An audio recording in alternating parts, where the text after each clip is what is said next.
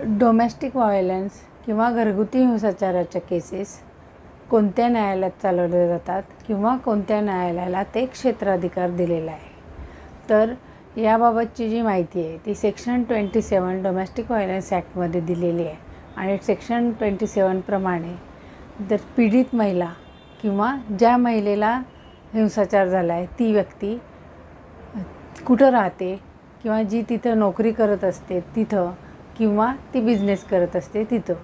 आता second point की respondent म्हणजेच ज्यांनी हिंसाचार केला तो व्यक्ती कुठं राहतो तिथं, नंतर तो व्यक्ती जिथं नोकरी करत असतो तिथं किंवा तो रिस्पॉन्डंट जिथं बिझनेस करत असतो तिथंच, म्हणजे ज्याच्यावर आरोप आहे तो.